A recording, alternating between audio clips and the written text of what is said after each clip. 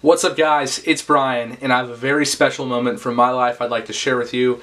I think about it all the time. Every time I throw food into the woods, every time I cut up those plastic rings that go around sodas and stuff, you know, so you don't want the dolphin that gets nose stuck in one of them.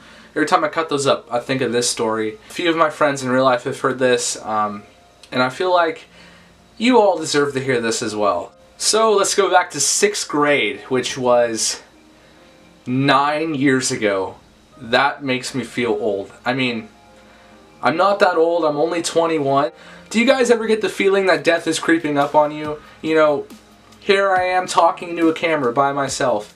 Next thing I know, I'm gonna have this hand going to town in a bag of Cheetos watching the Oprah channel. This story takes place at lunchtime, so let me give you a little bit of a setting here. We ate lunch next to the basketball courts, and all the picnic tables, all the tables we ate lunch at was right on this tree line, and it went out into a park, kind of foresty. You get the idea. Like the rest of you, I had a group of friends that I would always eat lunch with, and occasionally this kid Steven would eat lunch with us. He was a really interesting, funny guy. He was autistic, you know, whatever. He was a character, and there was this one time I remember we would always normally get the school lunches.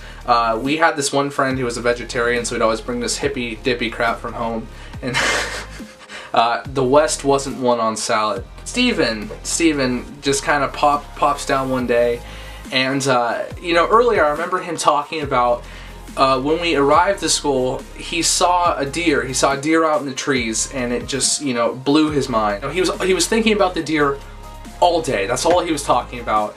And the school lunches this day were grilled cheese sandwiches.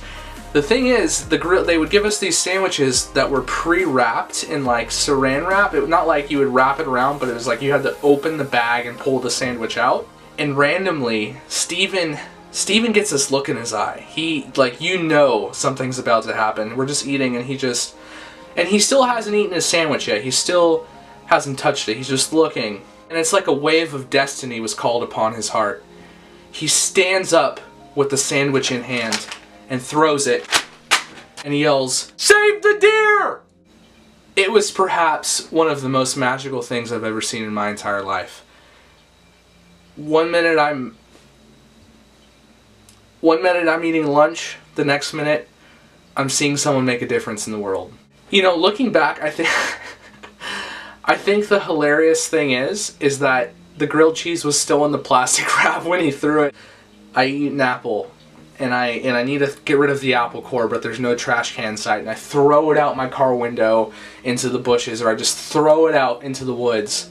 Every time I cut up those plastic things that otters like to wear as bling bling, I always think of that moment, and every single time I yell, "Save the deer." And I want to give you guys that same challenge. Every time you do something to save the environment, yell, "Save the deer." Hope you guys have a nice rest of your day.